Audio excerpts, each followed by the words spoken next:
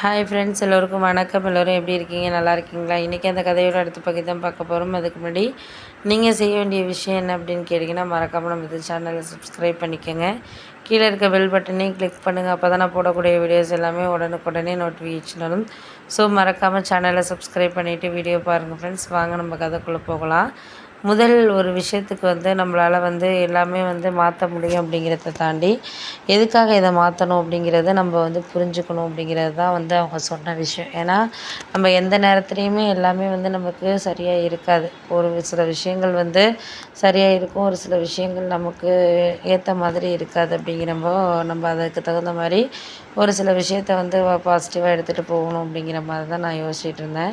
இருந்தாலும் நம்ம ஒரு சில விஷயங்களை கொஞ்சம் எடுத்துக்கிற விதங்கள்னு இருக்குல்ல, அதுதான் முக்கியம் அப்படிங்கிற மாதிரி இருந்துச்சு.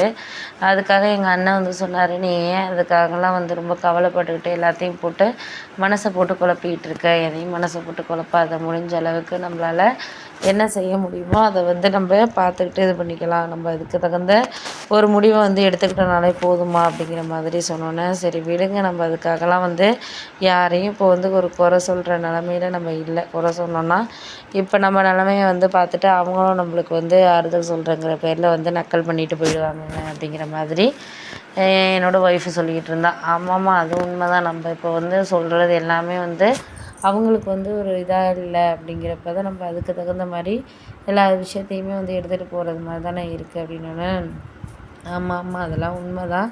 நம்மளுக்கு இப்போ இருக்கிற இதை யாருக்காகவும் நம்ம விட்டு கொடுக்க முடியாதுல்ல. விட்டு கொடுத்தோன்னா அதுவே அவங்களுக்கு ஒரு மனசு இதாக இருக்கிற மாதிரி இருக்கும். அதனால் முடிஞ்ச அளவுக்கு நம்மளால் யாரையும் எதுக்காகவும் இக்னோர் பண்ணிவிட்டு நம்ம அதுக்கு தகுந்த மாதிரி நம்ம ஒரு ஒரு விஷயத்தையும் சரியாக இது பண்ண முடியல அப்படிங்கிற மாதிரி யோசிச்சுட்டு இருந்தால் இதுக்கு நடக்காது அது நடக்காதுன்னு நம்மளால் எதுவுமே சொல்ல முடியாத மாதிரி தானே இருக்குது அப்படின்னோன்னா, ஆமாம்மா, அதெல்லாம் உண்மை தான். நம்ம இந்த ஒரு நேரத்தில் யாருக்காகவும் எதுக்காகவும் முதல் ஒரு விஷயத்துக்கு அவங்க பயந்துக்கிட்டு இது பண்ணிக்கிட்டு இருக்கக்கூடாது. போக போக எல்லாமே சரியாக ஒரு வாழ்க்கையில் கிடைக்கும் அப்படிங்கிறது தான் எனக்கு ஒரு தோணக்கூடிய ஒரு விஷயமா இருக்குது அப்படிங்கிற மாதிரி நான் யோசிச்சுட்டு இருந்தேன்.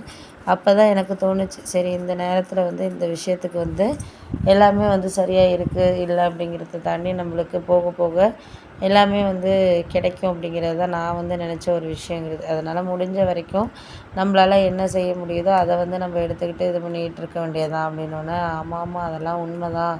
போக போக எல்லாருக்குமே ஒரு சில விஷயங்களை ஈஸியாக எடுத்துகிட்டு போகிறதுக்கான இதுங்கிறது வேணும். அப்படி இருந்தால் மட்டும்தான் நம்மளால் இப்போ இருக்கிற நிலைமைக்கு யாருக்காகவும் எதுக்காகவும் நம்ம விட்டு கொடுத்துட்டு போயிட முடியாதுல்ல அப்படின்னோடனே, ஆமாம் ஆமாம், அதெல்லாம் விட்டு கொடுத்துட்டு போக முடியாது தான். இருந்தாலும் அந்த நேரத்துக்கு நம்மளுக்கு போக போக இந்த விஷயத்துக்கு இதெல்லாம் மனஸ்தாபங்கள் இது பண்ணிக்கிட்டு இருக்க வேண்டியதானே அப்படிங்கிற மாதிரி சொன்னோன்னே, ஆமாம், அதெல்லாம் உண்மை தான்.